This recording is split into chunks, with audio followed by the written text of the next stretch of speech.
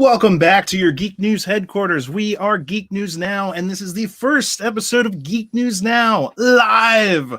This is happening now. This is the most now Geek News Now has ever been, and we're very excited to be here. My name is Chris Cassidy. I am head of the YouTube, basically, department over here at Geek News Now. And I make those Mandalorian Easter egg videos and those music videos and trailers that you love so much. And this are some of my team members and other podcasters. I'm going to let them introduce themselves right now. Starting with Cam. Let's just go around that way. Well, what's up, guys? Cam of Cam and Focus here. I'm definitely glad to be here to, discuss this, outstanding finale that, we just experienced. I'm glad that I'm able to converse with all of you guys and converse with everybody else that's watching, and can't wait to get started. Shah. Hello, my name is Shah. I am the co-host of the Geek Gauntlet Podcast. I'm happy to be here to talk about The Mandalorian and all that. So, yeah. Oh, yeah, and Geek Gauntlet today at 10, just short of an hour and a half from now. Please come and join us. That's right. When we finish this live stream, pretty much they're going to be starting their podcast over on that channel, and the link is in the description. So once we're done, you can hop right in and watch them. They're going to be talking about some different stuff. Shah, you got Spider-Man 3 was one of the things, and some other, Yeah, some casting news, a bunch of stuff about Warner Brothers, just a whole bunch of news and things. Yeah. Okay, that's going to definitely be awesome. Geek Gauntlet always has a great show. And so next up, down underneath, John from the Geek and I. Hi, my name's John. I'm from the Geek and I podcast with John and Jeff. And, I'm curious to see what everybody else thought of it, because I might be the only person on the planet that maybe didn't think too highly of it. So, Yeah. Okay. You're not the only one. I've seen some other people on Twitter, definitely, that I know. So you're not alone, but I'm definitely interested to hear your thoughts on it. And also, John is the host of an awesome podcast, the Geek and I podcast. If you are on Geek News Now's YouTube page, if you scroll to the bottom, we have featured channels, and you can see his channel is listed there. They have some great past episodes. I watched the entire Butch Hartman episode. Butch Patrick. Butch Patrick. I was like, Butch Hartman. That's wrong. Butch Patrick episode. And clearly, I took a lot away from it. Oh, it's been a long day. But it truly was great. He was telling stories from like 60s Hollywood about turning down a part from George Lucas, showing off the Munster cars and stuff. I mean, and that's just one of the very awesome guests that he's bringing on every week. So definitely something to check out. And last but not least, hi, I'm Natasha, but I go by Nadine everywhere. I'm new to Geek News Now, but I'm working on a show called That's Otaku that should hopefully be coming out soon. I'm very much looking forward to it. That's going to be focused on anime, which is something we currently don't have anyone specializing in, on the channel. So, like I said, I am looking forward to it.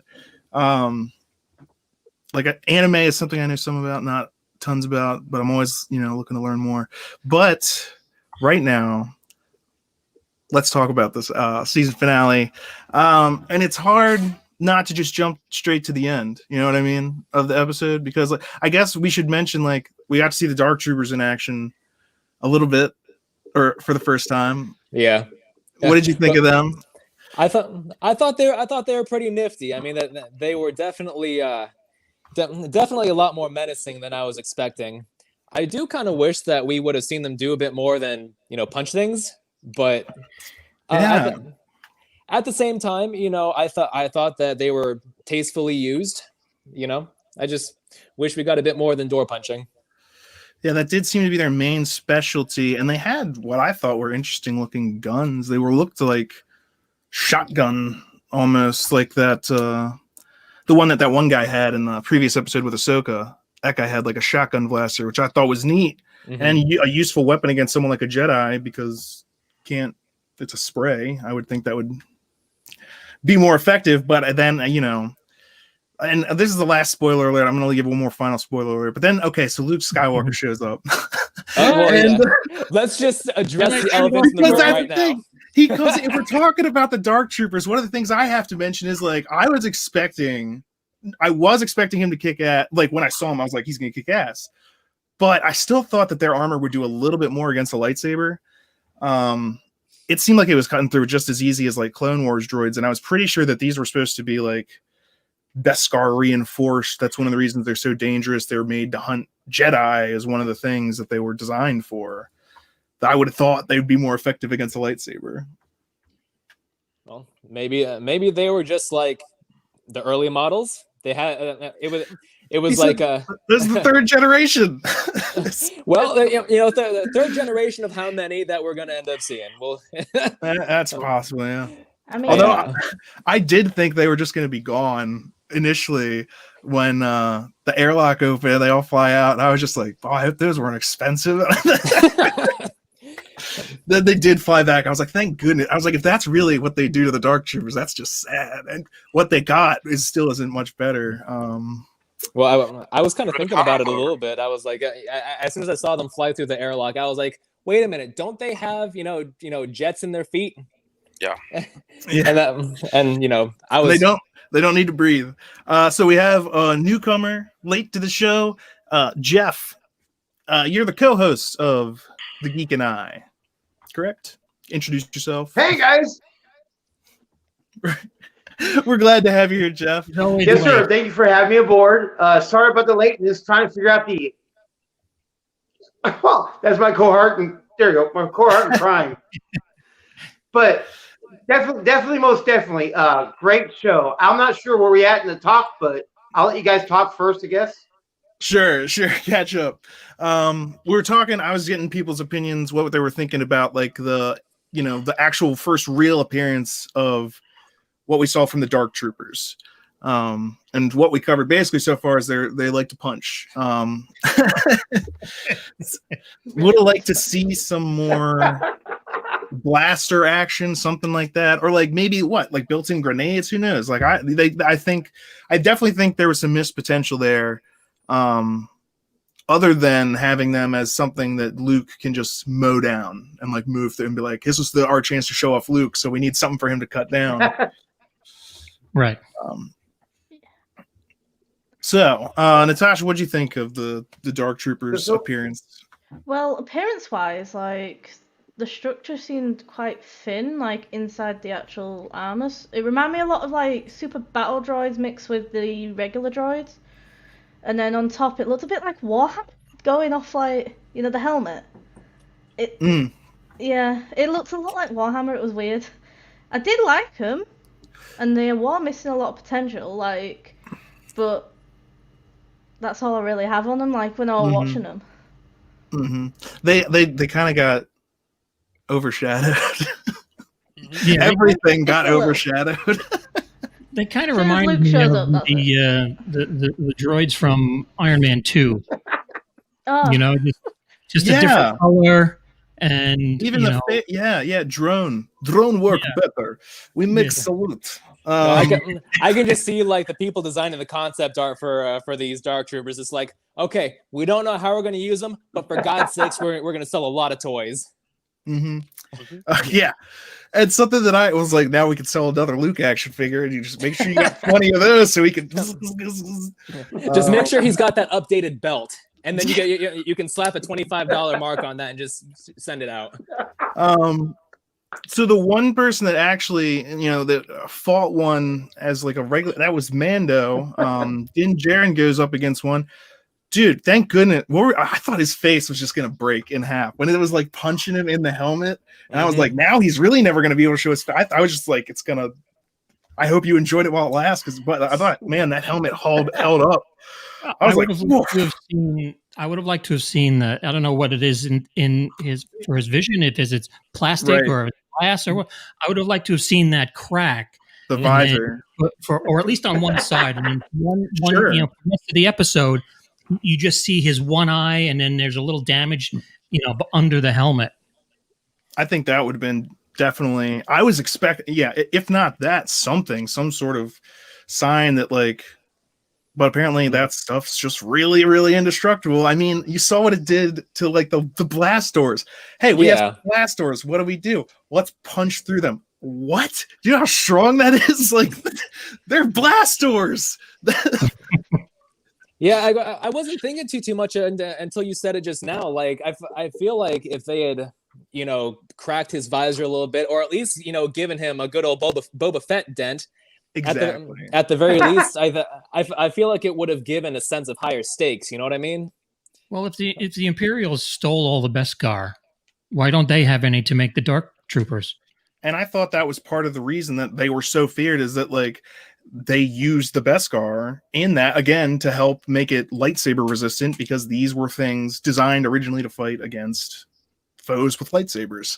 So I think definitely the ease with which the lightsaber cuts through it, and even the thing is, like, make it take 2 chops, okay? Because maybe it's an alloy. They don't have enough to like just use pure Beskar, but they made it like resistant. You know what I mean? So he can't just slice through it like butter.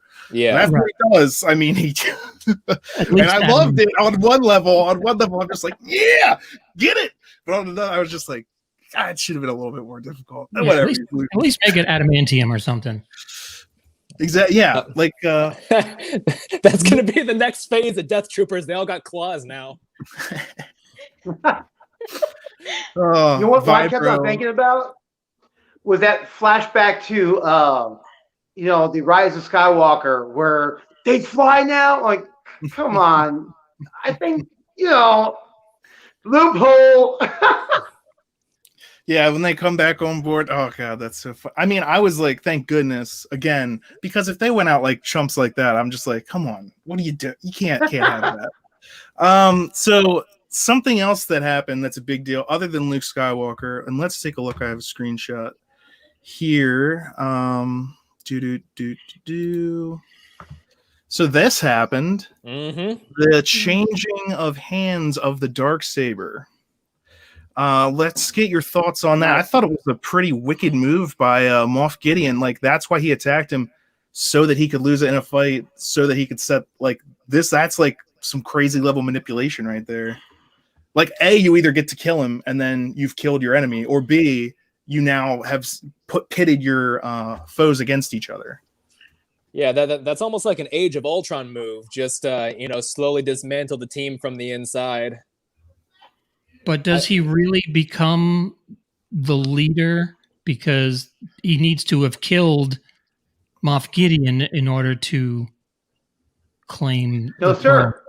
Does it have he to? Just needs to fight him and lose. Yeah. I don't know that it has to end in death.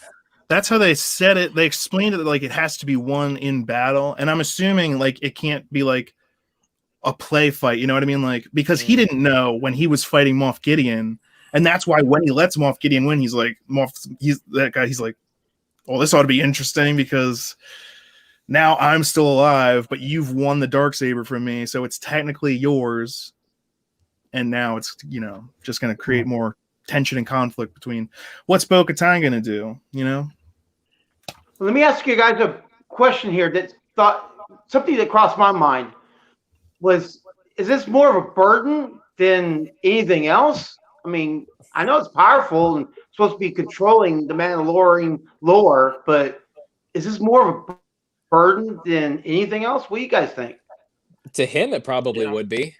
I mean, to someone like Bo-Katan, who actually has been going out of her way to try and get it for the last however many years, I feel like no. But for him, I feel like just knowing his character so far, I don't think he'd want to take up that responsibility. Yeah, and he's still learning more about like Mandalorians, and we saw that kind of character arc on his part when he takes off the helmet, because like it was for so long in his life he believed this one thing, and now that all changed with like the child and his new belief system, and meeting these other Mandalorians, these people like Bo-Katan, these people like Boba Fett, who take their helmets off, and are they less of a Mandalorian? Are they less of a effective fighter or a person or whatever? No, you just do, and it's like Mayfeld says, you do what you got to do. So seeing him take that helmet off, that kind of also opens up some questions. So like, now what's going to happen when he goes back to Children of the Watch? If he goes back to them, is it going to be about uniting all the different clans of Mandalore? Is that what? I mean, this show is called The Mandalorian. It was the Baby Yoda show for a while, let's be honest, but Luke just showed up and checked out with Baby Yoda. So I don't know where we're going to see Grogu again. But I doubt it's season 3 of The Mandalorian. Yeah, I feel like season 3 is going to be more about like civil conflict, especially with Mandalore, Bo-Katan. Sorry, that's just my accent playing up there. And his old clan. Like, I feel like there's going to be a massive clash all there in the next season. Yeah, give us some Senate debates. Well, except it's all Mandalorian, so I'm kind of they're gonna start fist fighting. You know what I mean? That's what I was saying when Boba Fett shows up. So he starts fighting Bo-Katan. I was like, I can't wait for Boba Fett to meet like the Children of the Watch, because remember how pissed off they were in the season 1 when Din Djarin did a job for the Empire. Well, who did Boba Fett do jobs for all the time? Like, I really wanted to see him. Now it might not happen because Boba, we'll get to that. That was a nice little thing at the very end. I mean, whatever's left of the Children of the Watch as well might actually try and use him now that he's got the darksaber. Oh, absolutely. That's another thing. Yeah, they can try and like use their leverage, but he also, he doesn't want the darksaber, and that's the thing. It's like now he has it. People are going to start coming after him. Think of it like the Elder Wand in Harry Potter. It's like Grogu all over again. Everyone's hunting him down anyway. Yeah. Can't escape it, can it? You got the MacGuffin. But like, when you mention like Boba Fett and stuff, is that throughout the series he's been highlighting that he isn't a Mandalorian. So I don't know if he might fight with everyone. I think they're dedicated to like make this show, The Mandalorian, now about Mandalore and the Mandalorians and stuff like that. That's where they've taken this. Boba Fett is going to have his own completely different. I think they specifically said, like, he said that he's not a Mandalorian, never claimed to be a Mandalorian. I'm just a simple way trying to make my way. And so he's going to have his own show, his own series of adventures that maybe don't have, it's in the same time period, but while they're going to be off doing Mandalorian stuff, he's going to be taking up job as place. Yeah, he's finished his duty now anyway, because his payment was to help the child, so he can go off and do his other series, which I believe actually has a title now. I think it's Book of Boba Fett. The Book of Boba Fett. Yeah. I gotta tell you, when he was in his ship and the first of all, the ion cannon, I was just like, yes, I'm a huge Boba Fett fan. When that ion cannon, I was like, yeah, use the ion cannon. Yeah, I love using that in Star Wars Battlefront 2. And so he used that. And then when he's escaping, right before he's about to jump away, when he turns the guns to shoot the TIE fighters that are chasing him, I was just like, yes, that's why your ship is the best ship. Let's see an X-wing. Let's see an X-wing do that. You can't because you're. And then Luke showed up, and I was like, oh. Wow. I mean, when like I saw the X-wing, I was just like, oh, there's only really one main X-wing flyer that everyone knows the most. I was so worried. Jedi. I was so worried when that X-wing first showed up. Oh, but here's the thing. So when the X-wing showed up and it did the flyby, I remembered it like I was like, this is the exact same thing they did with Boba Fett. His iconic ship flies by, and you're like, man, I really hope it's Boba Fett that gets out of that thing. And then he does, and you're like, yeah, Boba's back, baby. And this time it's like the iconic ship flies by, and I was like, oh, you gotta be kidding me. Are they doing it? And then Luke Skywalker, because I was like, it's Return of the Jedi. It's good, Luke. Grandmaster. As soon as I saw the green lightsaber, as soon as I saw that green lightsaber, I had my heart. Oh my God, it's freaking Luke. Yeah. Let's see. Oh, I should get to this next screenshot while we're talking. The green lightsaber and that Michael Jackson glove. That's the one glove. I noticed the glove like first before the lightsaber, for some reason. Don't know why. Well, that's because I was looking for like skin tone and color, because I was like, if they pull me an Ezra Bridger out of their butt, I'm gonna be pissed. And I know a lot of Clone War and like Rebels fans would have been like, woohoo, Ezra Bridger. And I was like, you got your stuff with Bo-Katan. Let us have Luke just for this little, and it was, just seeing him do all, fight. And like I said, there's some parts where I'm like, he cut through the droids too easy. But overall, it's just like, this is how I wanted to feel when I saw The Last Jedi. You know what I mean? I mean, at this point, isn't he like a Grandmaster? Yeah. So Yeah, I mean, I think that this right here is basically what people who dislike the sequel trilogy want to see. They want to see Luke Skywalker in his prime, and Exactly. regardless of how you feel about that particular set of films, Mhm. I mean that this is something that everybody else already knew they wanted to see. So call it fan service or call it whatever you want, but I think that the way they built it up and the way they executed, I think it couldn't have been better. Mhm. No, it was really good how they brought like Luke in. Well, Though I being do the know timeline personally, after Jedi, I'm sure everybody thought the same. Yeah. Like, I know people who personally, they love Luke and they're glad it's Luke, but like, there was a large community online that were like, Mace Windu, Mace Windu, Mace. A lot of begging people. it for him. Yeah, a lot of people want to see Mace Windu come back. I mean, people are just like Samuel Jackson, yeah, woohoo! And I'm also one of those. I'm like, yeah, Samuel Jackson, awesome, yes. But as far as like Mace Windu is concerned, I don't know. I guess technically they can bring back whoever they want. I mean, if you watch the after the credits thing with the Boba Fett when he's in Jabba's palace, Bib Fortuna's there, and Bib Fortuna was also on the sail barge which exploded. So. I guess he jumped off before that happened and got fat. Yeah, but he hightailed it though. What's that? I feel like that was. I say if Boba Fett can survive the Starlock. Yeah, that's true. But he was in Mandalorian armor and not a cowardly. Whatever. That's not important. No. Can I just say before we continue? Whenever you said he hightailed it, I feel like that was a pun because he was a Twi'lek and he had high tails. You know what I'm saying? I didn't even mean to do that. That's awesome. God, man. You got it.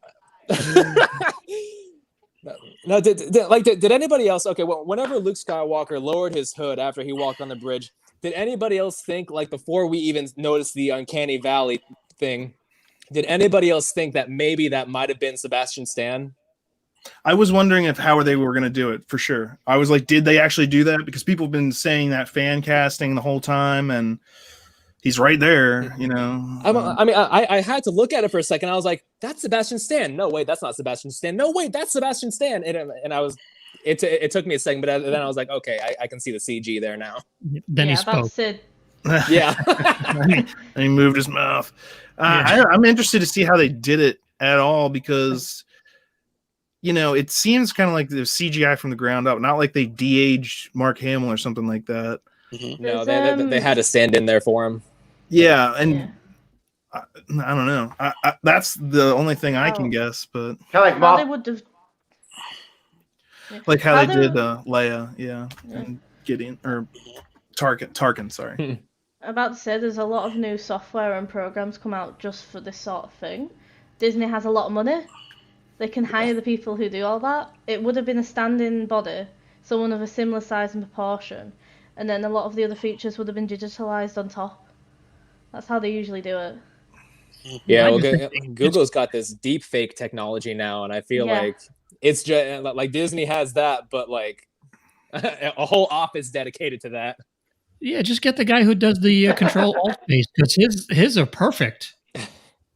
I mean, he went over and redid Grand Moff Tarkin from Rogue One, and it was better than what was in the movie. They really should hire that. Like, hey, so we did this. Can you just make it good before we put it out? Yeah. Can you give it a what server? Give me just one line on the resume. A touch up. I'll tell you. I also enjoyed seeing that guy. Yeah. Oh yeah, that was. That was a surprise. That was just completely out of left field. And at first I was like, "What?" And then I was like, "Oh, okay."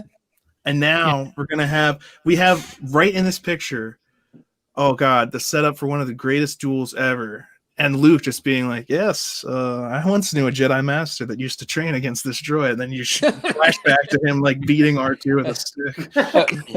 and of course he's a baby, so he has to be like, mine. Yeah, I want to see like R2 and Baby Yoda, like getting into shenanigans. Oh boy. That would just be a great show. He just has Speaking to of give like Can I ask you guys a question? Sure. What do you got? Well, when we saw Mandalorian take off his helmet and connecting with the child, I forgot his name again. Gugu, or The child or Baby Yoda? but No Grogu. The child or Baby Yoda? there you go. When he's connecting with him and took off the helmet, it kind of reminded me when Luke was removing Darth Vader's helmet in the Jedi, the last film of Jedi, seeing his father for the first time with the eyes. And I think for me, it's him connecting as a father to a child, like Luke was connecting to Darth Vader right before removing his mask. What do you guys think about that? I think you're absolutely right. Actually, I'm going to go back to the other picture because that's what we're talking about. I mean, that's literally the line from Vader. He says, "Let me look on you with my own eyes." And a big part of who Darth Vader is and Anakin Skywalker is the mask and who he believes in himself to be. And the taking off of the mask is symbolism of, like, that's hugely important. And it's also like the death of Vader. It also leads to the death of Anakin Skywalker. But the only thing keeping Anakin Skywalker was the Vader persona. So this, in a way, is kind of like the death of the character that we met at the beginning of the show, the guy who never takes off his helmet, and now he's this guy. He has a helmet, but he's not. I'm about to say it's showing him as a growth of a character, especially into a different type of Mandalorian. Like, Exactly. he might have issues now with his old clan, like the fact they might not even take him back because he's took his helmet off. So that could also cause conflict later on in the next season or season after that. It could definitely be a source, yeah. But like you said, it's seeing Baby Yoda through his own eyes. But it could also help with, like, Baby Yoda, like, this is seasons away, but maybe, like, he does show up again. Right. And be able to find him, maybe? You don't know. Yeah, and he wants him to know, like, because I don't know, I don't know if they've shown it in the show where Baby Yoda has looked at his face. So this could be like, he wants him to know what he looks like. Yeah, no, I think the closest he ever saw to seeing Mando's face was, I think it was episode 3 of season 2, whenever he kind of lifts his helmet up a little bit to take a drink. Mm-hmm. Yeah, and you can see there that that Baby Yoda's interested. He even, like, looks up and tries to get, like, a better look. Yeah, it's peeking under the helmet. Mm-hmm. Who's up there? When he started touching the helmet is what got me. Yeah, he reaches out. That's actually the thumbnail of this video, because take off the helmet. That's spoilers. Yeah, I definitely think You're not crying because I'm not crying. You're not crying. It was a very, like, heartwarming moment with not just this scene, but, like, with the R2-D2 scene as well. That was quite heartwarming. So just, like, sort of chatting to each other. This is great. It's like there's some connection there already, and it's like, oh wow. Though there was a joke that I did say when Luke was picking them up. I said, watch it now. Luke's going to ask him to carry him on his back. Yeah, exactly. Just pops him up there. No, the other way around, Baby Yoda having Door to Look, Luke just straps Baby Yoda to his back like, oh, that's good MacGuffin.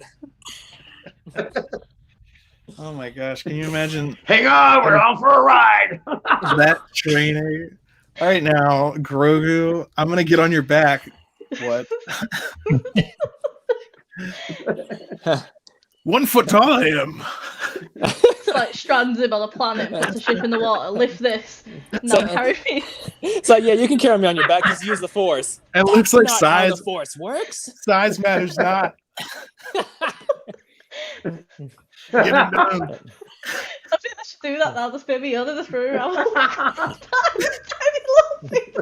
This is an integral part of your training. Yes. It looked like one of those frogs in the highway down in the middle of the summer. Oh my gosh. No, to be honest though, I really want someone to make like some kind of satire video, you know, something animated with Baby Yoda, and just like first shot, Baby Yoda spinning through the air, freeze frame. Hey, yeah, Grogu here. I bet you're wondering how I got myself into this situation.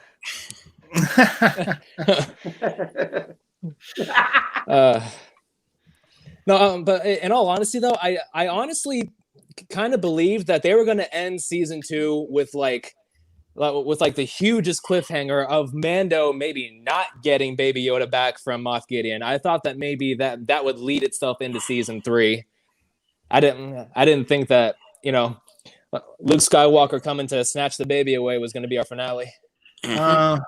That's, I mean, also part of their timing.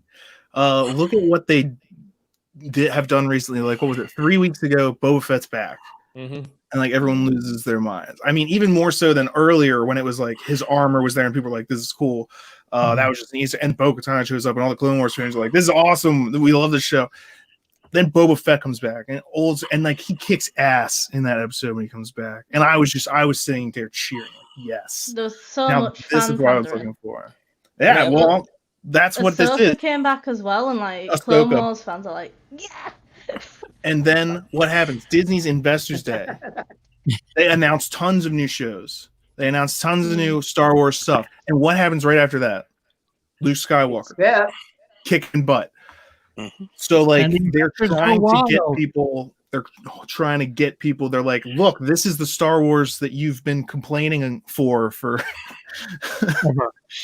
This we're giving you what you want. And I, for one, am mostly pleased. Like, there's some nitpicky stuff, but if I'm thinking about like what's coming out currently from Disney, which is just The Mandalorian, I'm looking at that and I'm like, this is something I would like to see more quality content like this.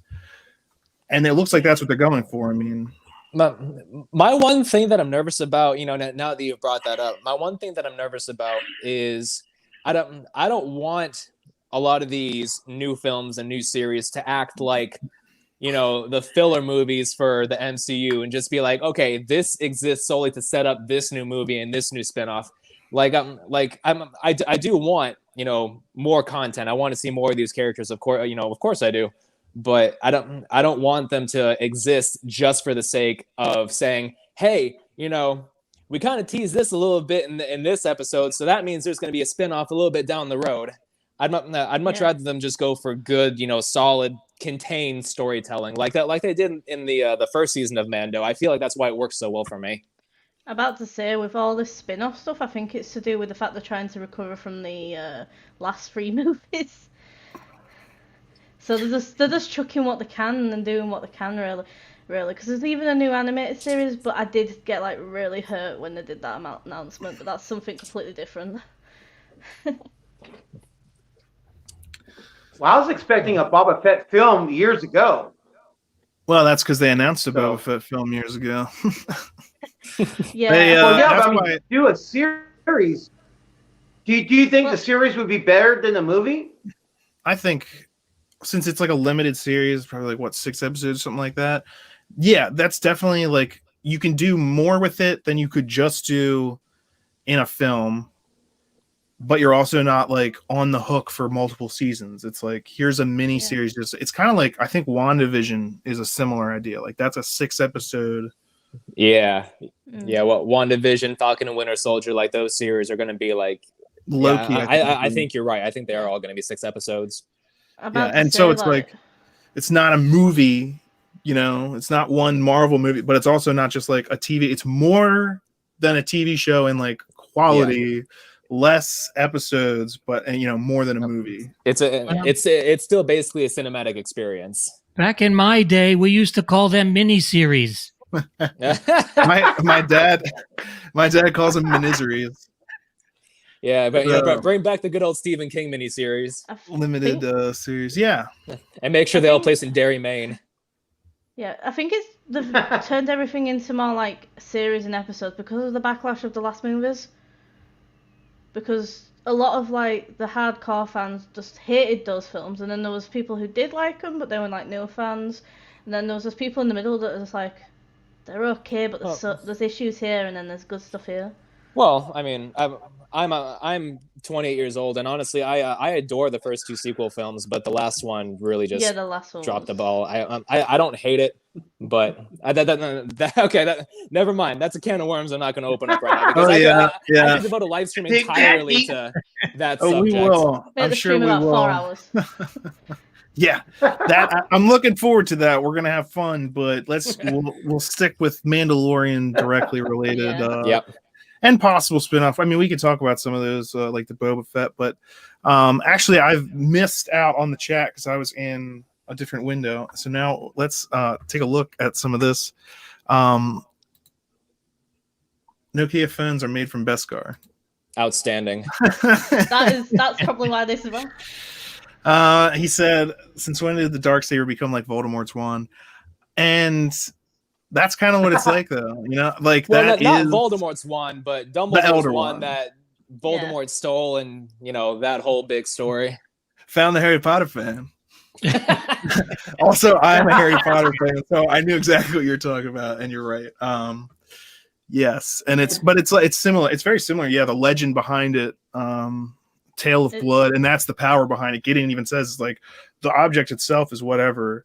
It's the legend that goes along with it. I mean, the Darksaber is rare, but Exactly. it's to do with like the story, because isn't it like the first Mandalorian Jedi's weapon as well? And I think it was the only Jedi who was ever a Mandalorian. There is only one who's ever been a Jedi, but and then it's just been a symbol of leadership by power, because they're like a religion at this point. They're not really a race, and it's whoever is the strongest, and it's like a symbol of I've beaten all my opponents.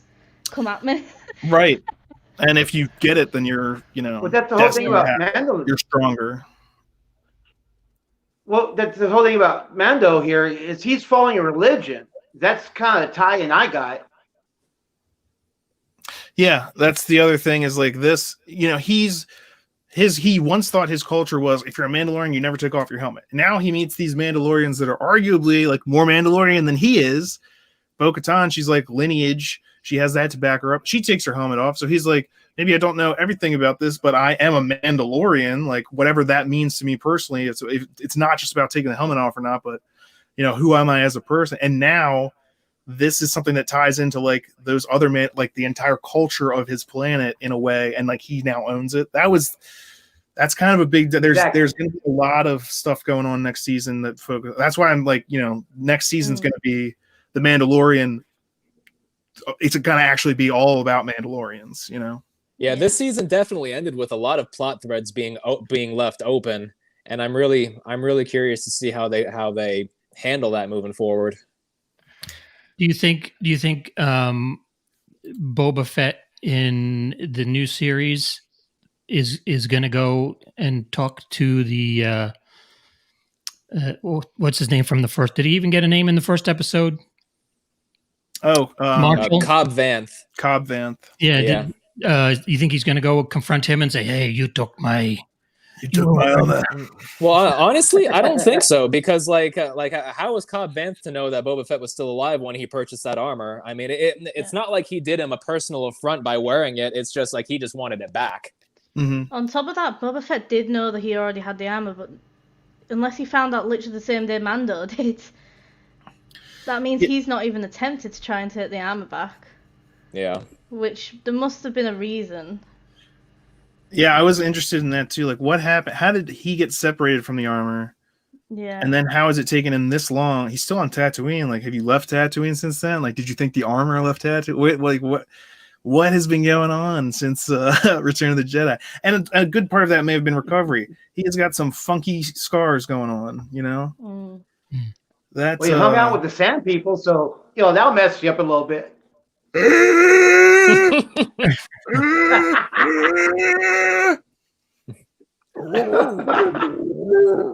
Okay. What'd you call me? So I can do. Those are my two Star Wars sound effects. So we've got. We know that the Boba Fett story is coming out next December, I believe. It's around the same time as Mandalorian next. But what do you think is going to happen here? Baby Yoda obviously has been a cash cow for Disney. Toys, products, $50 packages of cookies because spin-off. Feel like might do a series where he's older because of how much CGI costs nowadays to do. Luke, every episode like that would cost nearly as much as if Baby Yoda's making them. Well, they could potentially jump 500 years in the future. I mean, they could get if you just because this is that species. The thing is, what age does Baby Yoda start actually being more like an adult? Because if you look at the time zone, Kylo's going to come in at some point, and then he's going to murder everyone that Luke's training anyway. So is that Baby Yoda's fate? Well, that's if no timelines get adjusted. Yeah. So do you think it's Baby Yoda's fault that Ben turns? No. Luke is more interested in this little green thing than he is of his own nephew. No, the Rise of Kylo Ren comic series, clears up basically all of Kylo Ren's origins. No, but I think honestly, I think that the next major chapter in Baby Yoda's life, I mean, maybe this is just wishful thinking on my part. Honestly, I want it to be a novel. I want it to be, a really good novel featuring, some big adventure with Luke and Baby Yoda and R2-D2. I think that would be the best way for them to go. Just to start off. Yeah. I'm interested to see. I don't know what they're gonna. It's like they just showed Luke Skywalker leaving with Baby Yoda. So two of the most popular.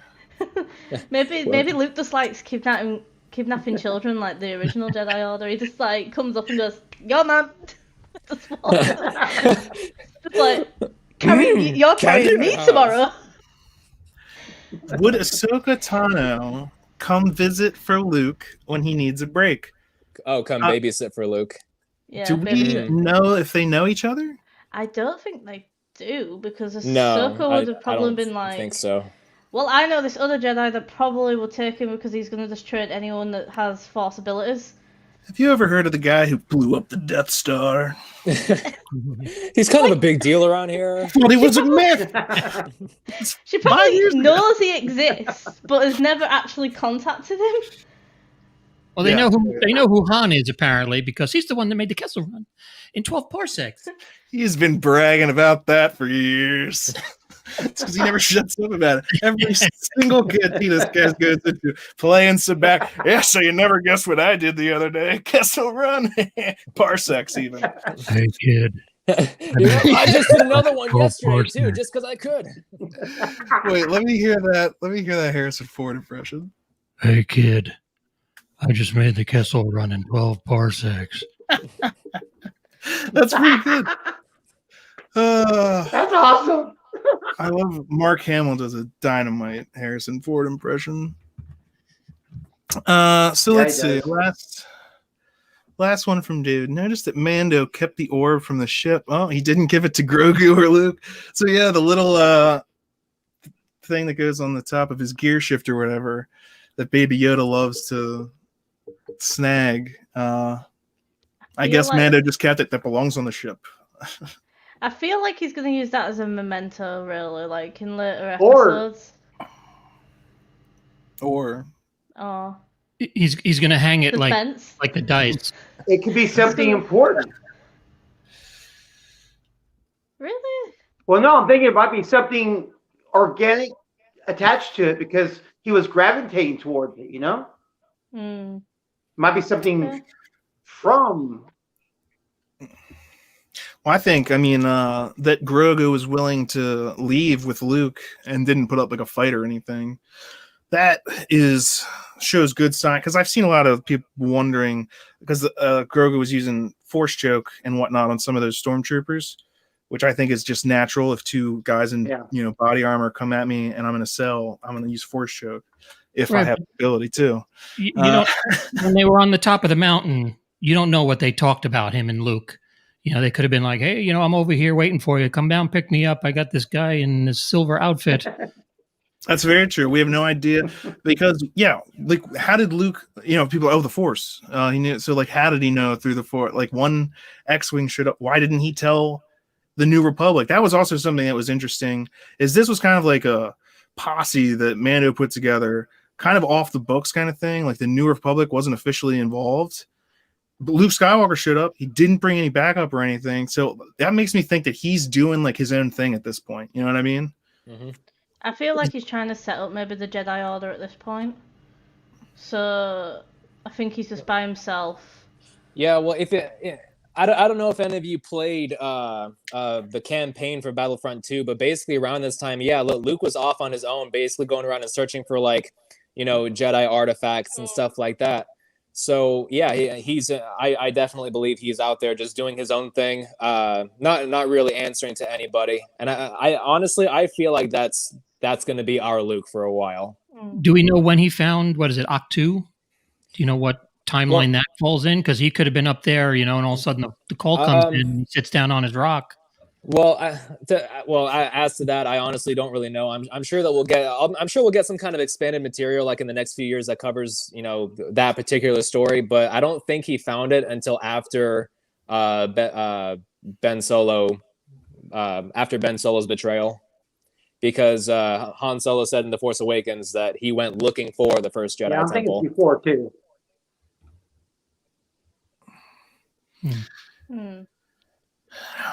I guess we'll find out. Yeah. But what did everybody think about the duel between Moff Gideon and Mando? With the spear, I was waiting for that spear to come in, and that was really, really neat. That was good. That was cool to see, and the way it kind of glowed as if it was just about to give out. Yeah. But it held up. Yeah. I was wondering about that too. Like when he was holding it, it did look like it was like getting white hot at least. And I was like, is this going to start to how? But it held up. That was pretty crazy. I was wondering if he was going to like stab him or something. I was like, I was kind of hoping he would. I was just like, kill him. For God's sake, kill stab him. him through his chest plate and give him a breathing problem so that he actually has to wear that Darth Vader-esque armor for an actual reason. I'd say when I was watching it, I literally commented on his armor. Like, well, I'm thinking it's part of Darth Vader's armor. No, Mando, I am your father. It looks like every day he got interrupted on his way. It's like, I was just getting ready. I was getting into my Darth Vader cosplay. What is the issue? Gosh. Gosh, guys, I'm trying to drive the 500 first. Gosh. He's just waiting on his helmet to come. Yeah. Nobody's going to take me seriously until the helmet gets here. The cereal you got. Nope, I just got the chest armor, but they're going to like me. Yes, they are. Is that Napoleon Gideon? Is that how? Oh, God. So what did you think of the kill box? That kill box scene. I thought that was the way they set that up to look exactly like the Vader kill box from Rogue One when he comes through the door and lights the lightsaber. Oh yeah, now Luke Skywalker has a hallway scene. Yeah. Yeah, and well, actually, also too, I thought it was excellent. when he comes out of that elevator, they set that up in previous episodes. This is why I really love the show. They're using filmmaking techniques that normally you only see like throughout the length of one movie, like foreshadowing and stuff like that. They're setting it up multiple episodes later. So they're doing stuff like when they did the takedown of that Imperial base where they blew it up. There's a scene where they're waiting on the elevator. And it's like and you're just waiting to come out. They did the exact same thing here with like, but we're waiting on Luke Skywalker to freaking come out, and then he does, and it's like, yeah. Classic tension building technique right there. Yep, and they did another similar thing like that. When the Mandalorians were assaulting that ship, when they managed to lock them into that one, and they're like, we managed to secure them in the control room. The room's out of control. That was, good old Imperial smarts. You must have graduated top at the academy. I'm about to say the stormtroopers can finally actually hit targets. Too bad that they're all wearing Beskar. Yeah, they miss all the time unless someone's wearing Beskar, and then it's just like, ping, ping, ping, ping, ping. Damn, I'm only hitting the plates. Yeah, or whenever, or the episode when they're trying to bring I must say mineral into that Imperial facility, and the stormtroopers shoot all all the pirates. Everybody's like, yeah, stormtroopers hit something. It's like, yeah, well, when things are running at you, bottlenecking themselves towards you, it's kind of hard to miss there. And like the TIE fighters literally start their fire, like they're like, okay, let's line it up. If we just keep shooting in this straight line, we're gonna hit them. It's so but what really got me in that episode was like how he's used to fighting in his Mandalorian armor, and then he goes to block a wooden spear. Not even like he gets shot and it hurts him. He goes to block a wooden spear and it shatters like it's a clay pot. And it's just like, what are these guys wearing? Well, it's heavy. It's a wooden spear. You can't stop a guy with a stick. That totally justifies what happens in Rogue One. Yeah, my armor's from IKEA. What of it? They had to make some Did budget that blind cuts. guy just beat them all up with a stick? Yeah, the word stormtrooper armor. I thought this armor was designed to kill us if we got hit.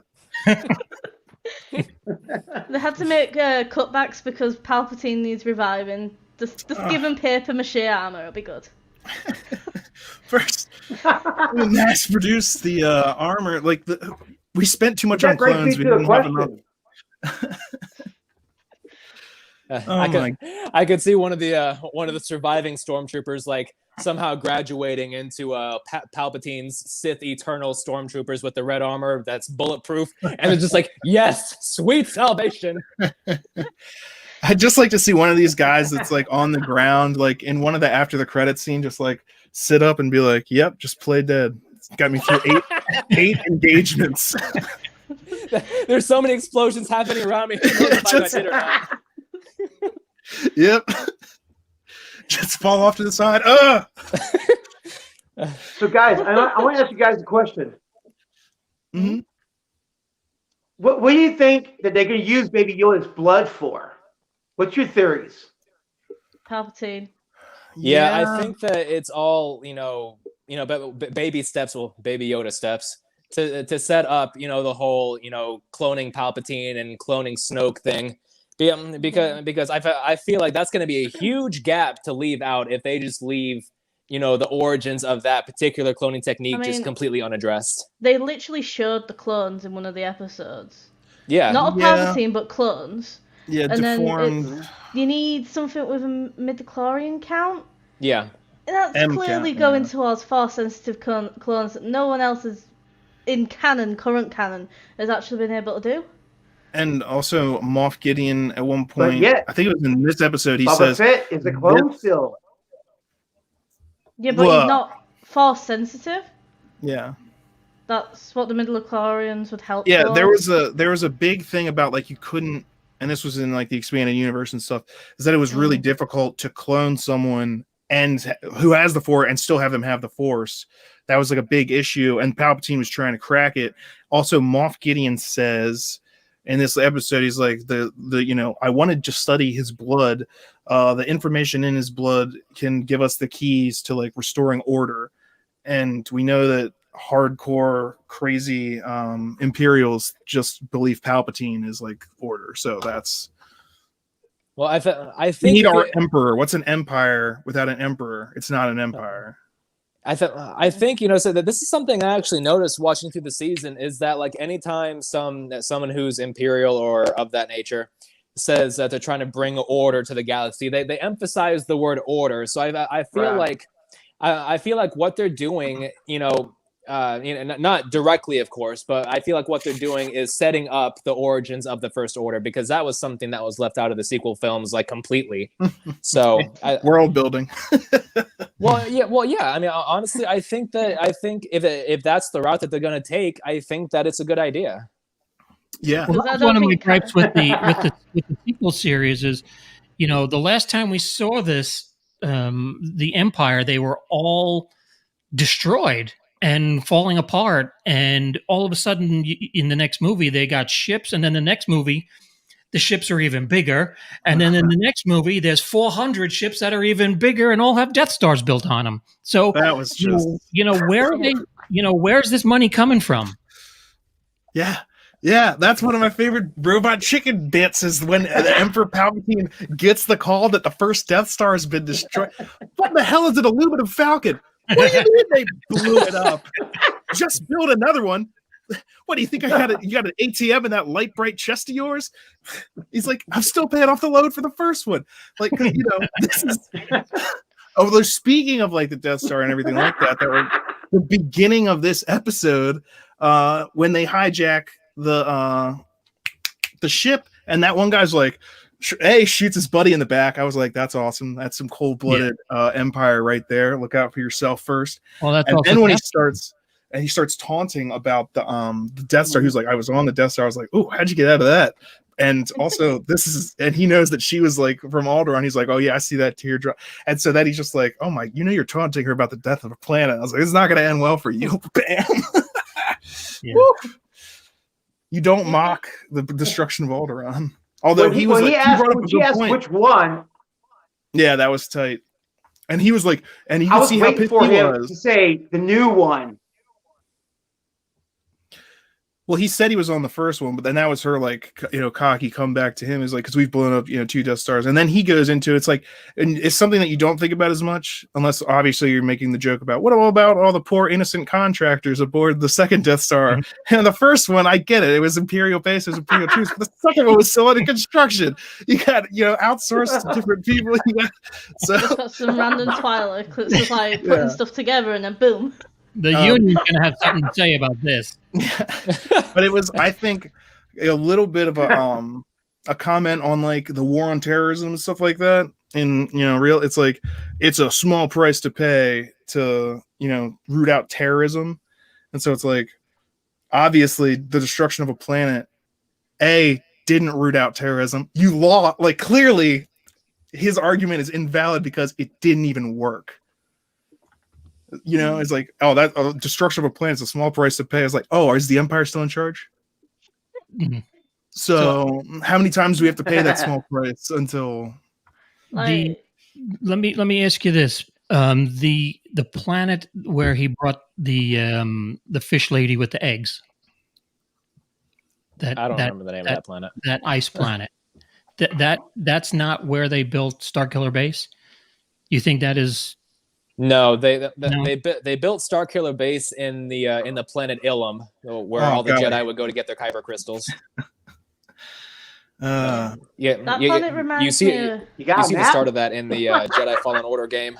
Okay. About to say, it does remind me a bit of like a part of Fallen Order, but it's definitely not that planet. Oh well, how much if you've played the game Fallen Order? Speaking of season 2 of The Mandalorian, I mean the episode where they spring Migs from prison.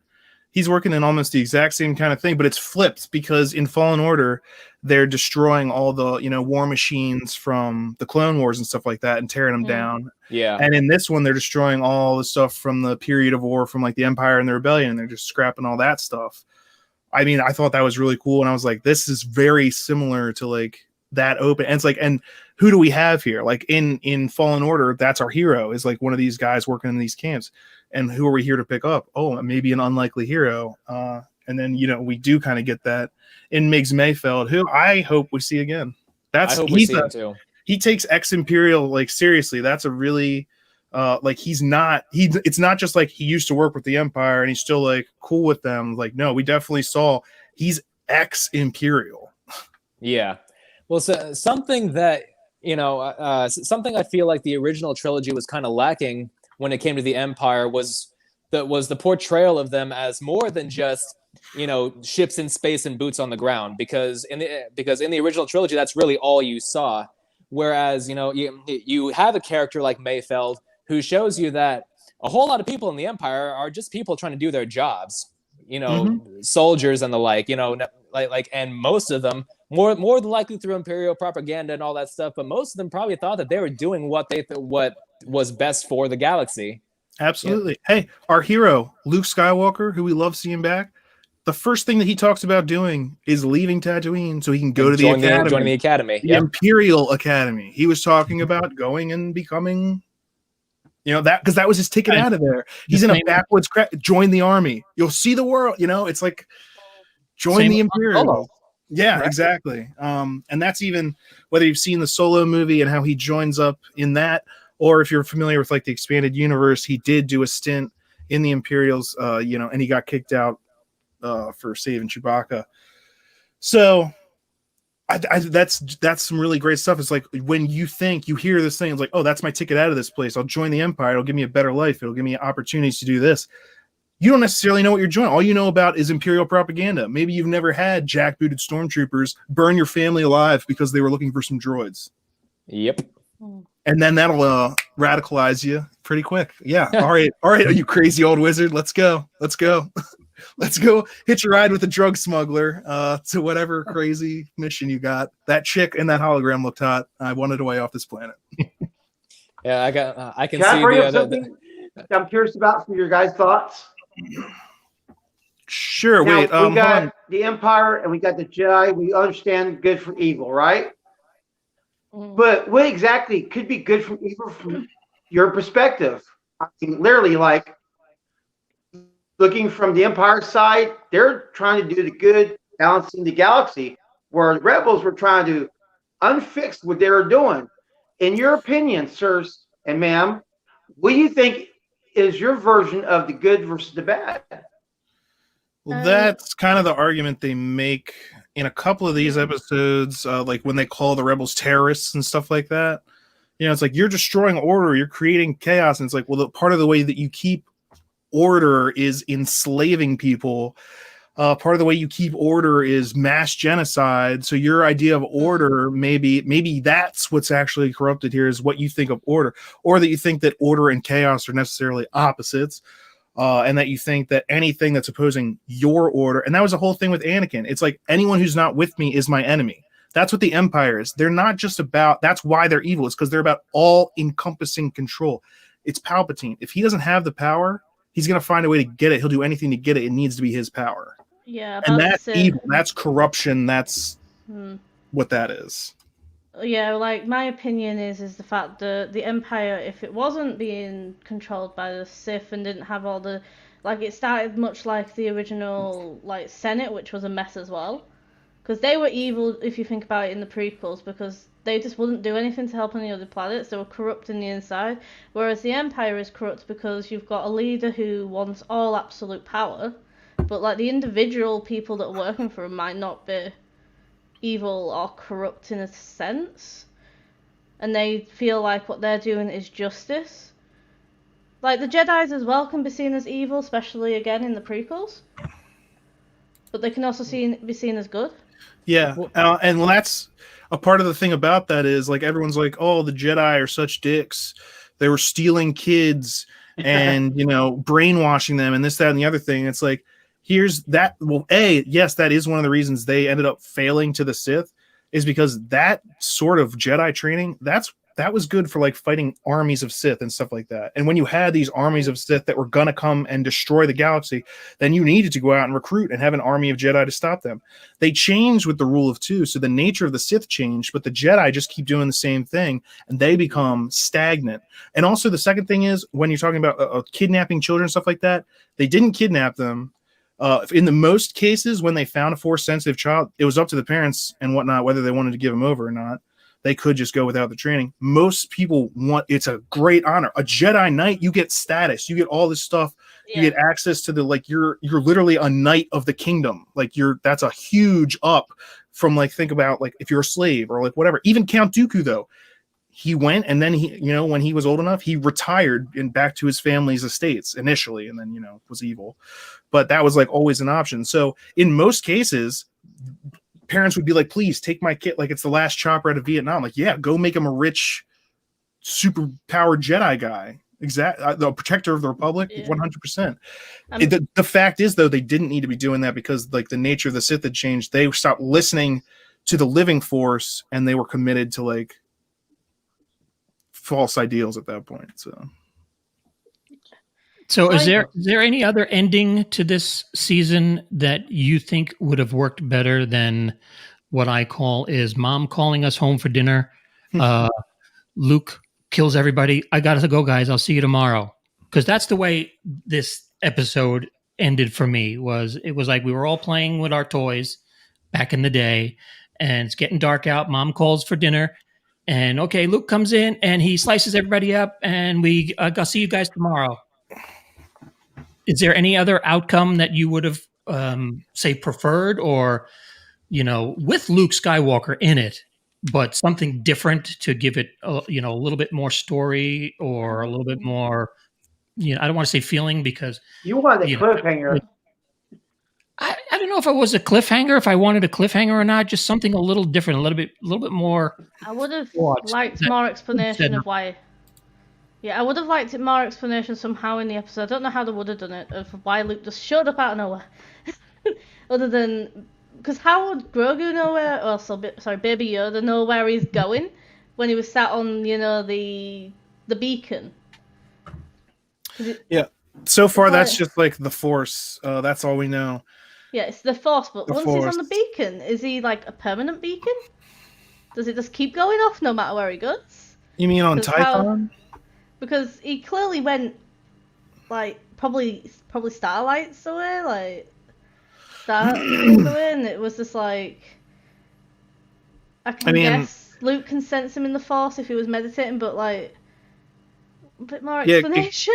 That could be something, who knows, that they're gonna explain. Yeah. But that would, anything that hasn't been answered about Baby Yoda and Luke right now, I don't think we're going to be seeing any more of them in like the next season of The Mandalorian. That's just my guess right now, but that seemed like this is a departure, and now this show is going more this direction, and we are going to have other shows that go in like the other directions. So as far as the other, I'm pretty sure they'll write a comic book. As far as season 3, who do you think, just a guess now, who do you think could possibly show up to give us that wow factor, like when Boba Fett appeared and Luke? Well, Thrawn would be my. Now, again, I said my guess is that they're going hardcore Mandalorian, so they're going to go to Mandalore. So it's going to be more focused on that kind of stuff. I don't know where Thrawn would come into that. Thrawn actually would more come into play with the clones and like the Imperial stuff and the stuff that Luke is doing with Grogu. Yeah, I'm about to say, I feel like Thrawn wouldn't will it fall show in with up the Ahsoka series? It could be. Ahsoka. And Thrawn definitely could go, and that could be. But Ahsoka, that we don't even know. I don't know when exactly that's set for her. Like, is it set during this exact time period? I think they said it was parallel. Parallel to, yeah, because they're doing several different things that are at the same time period as The Mandalorian. So that could be where that comes into play, and that's that's why she can babysit for Grogu. Exactly. I think that honestly, I think that the next big, character that they're going to bring back for season 3 of Mandalorian, I honestly think that it'll be Sabine from Rebels, because Sabine is a Mandalorian herself, and she gave Bo-Katan the Darksaber, and she was a huge. I mean, I don't know how many of you have watched the series all the way through, but Sabine was basically like a huge contributing factor as to why Mandalore even thought about reuniting in the first place. But before the purge, I think, yeah. Now, do you think where will Ezra Bridger come in? Do you think that's going to be in Ahsoka, or is that going to be? I don't know. The Mandalorian, or are they going to? It seems like a character that they would bring back, but he probably would be more along something to do with Thrawn. Yeah, I was actually going to say if they're bringing Thrawn back, then they have to do something with Ezra because they disappeared and went off to the same place. So if Ahsoka is asking people about Thrawn, then that means that he must have shown up at some point between the end of Rebels and The Mandalorian. That logically speaking, that means that Ezra's got to be out there somewhere too. So I think that if they're going to bring back Ezra, I think it'll be during the Ahsoka series. I would guess. Or unless you do a crossover series. And I was going to say, when we think of, and that's what I was going to say. I was like, are these things going to start crossing over? Which I kind of hope not. I hope they're their own self-contained like stories for the most part. But also with John's question of what character could they bring back that would give you that same feeling of Luke Skywalker? Well, I guess that, it would be Harrison Ford's character, Han Solo, or Leia. And do you think that they do something like that? Because they said they wouldn't use Leia again. I hope not. Like that kind of stuff. Honestly, I really hope they don't do that. If recast, I mean, do you think they'll recast the character, not like do or CGI like they did? Like, what if they recast Leia for like this time period, or Han Solo? And what would you think of that? Well, if it did Han Solo, I feel like it would be in the best interest to bring back Alden Ehrenreich, to play him again. Because I don't like they've already recast Han Solo once, and that's kind of off-putting enough as it is already. If they recasted him again, or just brought in a stand-in and CGI'd his face on there, I think that would be a huge disservice to his character. True. Now I think he would come back with that Solo version, but interacting with that. I mean, I can see that happening easily. Yeah. And if they do that, they also get Chewbacca. They could also Lando has his own series though, so will we be seeing them there? Or will that have anything at all to do? Again, now with so many of these series possibly taking place at the same time, I'm guessing at some point some things are going to overlap. Oh yeah. What do you I'm think? Sure they will. Because what if they have 4 or 5 different shows taking place during the same time period? I mean, it is a big galaxy, but I think they said that the Acolyte show is going to take place like 100 years before. Yeah, the Acolyte is, I think, yes, not the same time period. I know it's the Mandalorian, Boba Fett, Ahsoka. I don't know when Lando takes place. I don't know anything about the Lando show, actually, now that I think about it. I guess it's because it was the one I was like least excited for when I heard about it. And I was like, I like the character, but I was like, I don't. Do you think it's episode 9 Lando with his daughter? Let's find out. Last time on Dragon Ball Z. Now that you've mentioned Lando, like, clearly they've done a big drop with Luke, so maybe they're going to do smaller drops. I don't really want Lando to show up, but you don't know. Other characters that are minor as him could show up. I feel like to bring Lando into Mandalorian, that's really going to be pushing it, because I'm kind of the mentality of bring in cameos and callbacks and all that, but make them relevant to the story in such a way that it doesn't feel like you're bringing them in just for the sake of it. I don't want the Mandalorian to become too oversaturated with like, hey, remember this guy? Hey, remember this character? Hey, remember this place that you went to that one time? I want it to stay its own thing. And I think start dropping all the droids. I think they've done a better job of that with the Mandalorian than they did with Rogue One, because I remember in Rogue One when they're walking and they see Panda Bob or whatever, and the guys that they get into the cantina fight with. Like, what were they doing there? Yeah, I was like, wait a minute, they're in this city? They just happened to be there. A day later, they're on 10 minutes Tatooine and before getting the entire city blows up. And the whole thing blows up, so were they just on their way out? It's like, we better go to Tatooine quick. My friend doesn't like you. See, now that's what I'm going to think of every time I watch Rogue One and see those guys. I'm just going to be like, you. Yeah, it took me out of it, because like at first it was like, oh, I know those guys, and then my second thought was like, well, why the hell did they show them? Why are they here? It's literally just to like, hey, remember these guys? I think they're gonna CGI in when they turn around, and he's gonna have 2 airline tickets in his hand, like that say Tatooine on them, so they're on their way to the airport. And an all expenses paid trip to the hive of villainy and scum. Mos Eisley, a Star Wars story. Let's go. I would actually watch that, just turn it into like a Cheers spinoff where everybody goes into the cantina. All right, there, Norm. Let me tell you something about the Jedi. You know, there's these things called lightsabers, and what they actually do, what they're made of. But, you know, I feel like with the direction this is going, we might as well just have like a Deadpool cameo in Star Wars. I'd be fine. Oh shit!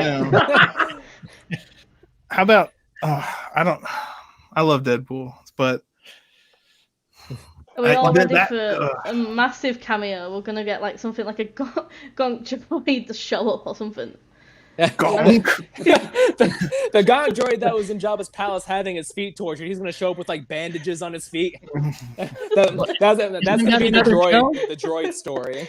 Was that just a meme, or is that another show, Droid and Star Wars story? That's actually a thing. No. Oh no, Droid. Yeah, there's Yeah. I don't know what that one's about either. Like there's so many different droids out there. Hopefully it's not one of those L337s. It's just going to be a remastered version of Short Circuit. Droid rights. How about the Send this one in for a memory wipe. How about an amazing battle scene of Ewoks versus Mandalorian? Yeah, just like that other robot chicken where Mandalorians are screwed. Yeah, these Ewoks have taken out all these Mandalorians. No. That saber and had like It's the stormtroopers who wear armor that can be shattered by wooden sticks. I think Mandalorians might stand a better chance against these little guys. Yeah, well, just wait. Knowing the Ewoks and their luck, they'll find like the one mineral on their entire planet that can somehow cut through Beskar, like and they'll put it in like slingshots. And then C-3PO is just lording over them. He's like, they gave me this red arm because I killed so many of you. Like this, you just imagine a little Ewok standing there with the dartsaber. Find out. Yeah. God. The new leader of the Mandalorians is a little bear. Put like mascara armor on him, it might suit him. Yeah, I can see it now. The Ewok slowly raises the darksaber and just goes yub nub.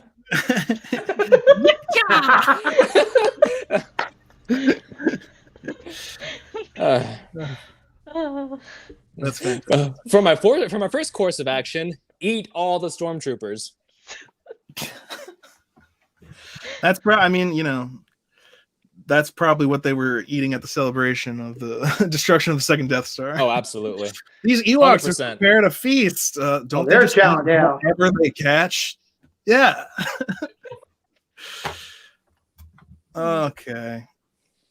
So let's start to wrap it up. We're getting close to 10 o'clock here. I want to give time for people again to make their way over to the Geek Gauntlet podcast, which will be starting at 10 o'clock. The link to that is below in the description. Any final thoughts on season 2 of The Mandalore or the season 2 finale? We'll just go in order. Cam? Well, I mean, it did what any season finale of a continuing show is supposed to do. Make me want more. I think they capped off the season very well. It obviously could have been better, but I mean, I think that with what they're going for and what they decided to bring to the table, I think they did a very good job, and I'm very excited for where they're going to take the story. All right. Let's just keep going. Any final thoughts, Nadine? Yeah, like pretty much what Cam's just said, but then like because I'm looking forward to the next season, like I'm hoping it is like all Civil War stuff, because that would be quite interesting. Because it is Star Wars. You want some form of wars. Exactly. Story arises from conflict, so there needs to be some sort of conflict. I do want to see more development of the Mando as well. Like, that would be nice. And some explanations of why, like, I know this won't be in Mandalorian, but like Luke can magically find Grogu across the stars. But Luke is the best Uber driver. He knew Yoda, and he just was like... It was only really like 10 minutes late. Okay. And how did he know to show up right at the right time to not be part of the first way, like he's just like, oh, He you're just sat there trapped. like, It was in the Okay. script. It was in the script. I mean, that's the Yeah, that is the yep. Like, hold Because on. that's the way they wrote it when they were I'm shooting not it. there till page 10. I just imagine Luke just sat slightly out of radar, just watching, going, "Can I go now? Can I?" The people writing the episode are sitting around their big table, just like, what would be really cool? Luke F. and Skywalker. Exactly. They shows up, just wrecks everybody. They're never gonna let us do that. They're letting us do it. Let's do it. Okay. Jeff, your final thoughts on the episode. Well, man, I thought it was excellent. I mean, I was happy with it. And if they were to end The Mandalorian on that note, I'll be okay with it. I'll be totally okay. But I'm looking forward to episode 3 because I want to find out more about Mandalore and that, lightsaber, man. So Absolutely. totally looking forward to it. Absolutely, yeah. I mean, there's tons about Mandalore. We haven't even really gotten a chance to see it since the Purge. People keep mentioning it's like uninhabitable, and then other people are like, that's a lie. And we're just sitting here as the audience, like, I don't know. So, what happened? I don't know. So that's all stuff that's probably going to be coming now that we're again going to be focused more on the Mandalorians themselves. It would be interesting about the dark saber if somehow he's force sensitive. That would be Yeah. quite Who interesting. knows? It turns out, hey, now you're the second Mandalorian Jedi ever. Boom. Way to go. Anyway, John, your thoughts on the episode? Other than what I've said about the last 10 minutes, I thought it was awesome. Even the last 10 minutes was great. Any Star Wars of this quality is good for me. The one thing I want to see in season 3 is more Timothy Oliphant. That's it. Oh yeah, I thought his character was awesome. I think he is one of the coolest actors in Hollywood, and I want him back in season 3. Yes, he had a fantastic swagger. As soon as actually they mentioned that Cara Dune was becoming like a sheriff or whatever, I was just like, give me a spin-off with those two just being sheriffs or something. I don't even know, but put him back. I was hoping that he was going to be part of like the rescue. They were going to round him up for the assault, but alas. Kind of like Magnificent Seven, where you just go around and you grab this guy from this episode, this guy from this episode. Yeah. Like they did it they did it a little bit in this, and they did it at the end of the first season. Yeah. Definitely showing where those, Westerns, spaghetti Westerns and stuff like that inspired. And also, of course, if you know old Kurosawa movies, you can see, I mean, the Ahsoka episode was just littered with shots basically taken right out of those classic films. I love seeing stuff like that. Some people don't even notice, but I'm just like, not only is that hearkening back to the root of what Star Wars is and what birthed it, but it's also just shows that these people know and respect good cinema, and that helps you make good cinema. Yeah, and one of the things that really struck me with the way the season went along was the way they shot certain scenes in space. It really looked like old Star Wars, where it didn't look J.J. Abramified. It looked like they had done it in the 70s and the 80s, especially like when they had that Rogue One attack on Scarif. Oh my God! There were shots where the X-wings swoop by, and you're like, that's from the trench run, and that's. I hope they keep up, those little tiny details that people my age will remember of what I grew up with. Absolutely. And just on that point, the Rogue Squadron movie that's been announced, if they can take the good aspects of what they did with like Rogue One and like, again, that Scarif, I remember when I saw that movie, I was like watching the ship to ship combat and then going for the shields, diving away, never saw when the Star Destroyer comes in, it felt very much, I was just like, I'm watching this is Star Wars 100, like this. I want to see more types of this stuff. And I think they now have the ability to do that with Rogue Squadron. That could definitely be a very, very fun movie. Again, and in a direction that's like, it's away from like the Jedi and like the Sith and Force powers and stuff like that necessarily. It's just like top squad of fighter pilots doing dogfights in outer space. And I'm there for it.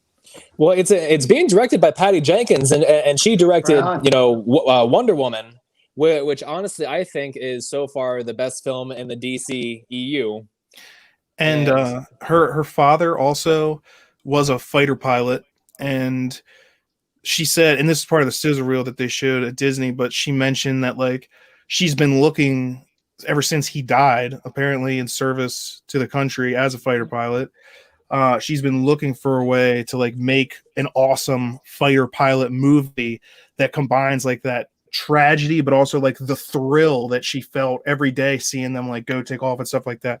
So I think bringing that level of energy and that someone who's looking to make the best fighter pilot movie, and she's like, and I'm totally excited to do it with Star Wars and all the like stuff that brings to the table. Tons of potential there. Although with Star Wars, there's always tons of potential. So it's really about what you end up doing with it. But it's safe to say, you're off. Weight is off for sure. For the past couple of years, I wasn't that necessarily thrilled with Disney, the sequel trilogy and stuff. So I was concerned about like, where are we going to end up going? And if they're going to keep putting out stuff the caliber of The Mandalorian, then I like the direction we're headed. And that's all Jon Favreau. Absolutely, 100%, John. I think he set the tone for Marvel also. Absolutely. He said, I want to make a Christmas movie. And then he makes Elf. He says, I want to make a superhero movie. He starts the Marvel Cinematic Universe. I'm going to take my shot at doing Star Wars. And he The Mandalorian. Well, as far as Elf, you need to watch. There's just a new documentary on Netflix, the holiday movies that made us. Oh, yeah? And episode 1 is Elf. And it was a lot different than just Jon Favreau. I want to make a Christmas movie. Really good. Yeah, it's excellent. Okay, well, that's on Netflix, you said? Netflix, the movie. Okay, yeah. That's awesome. I'm going to check that out. Any other final thoughts before we wrap stuff up? Anybody? Okay, well, you can catch John and Jeff on the Geek and I podcast. They have amazing guests on all the time. I love watching them. They ask great questions, and it really just is a really enjoyable time. I had no idea when I first watched that that was going to be what I was getting. So I recommend everybody checks it out. They've had great guests in the past as well, like Henry Mock. And who'd you have this past Friday? It was a heavy metal. This was Patrick Kennison. Of the band Heaven Below.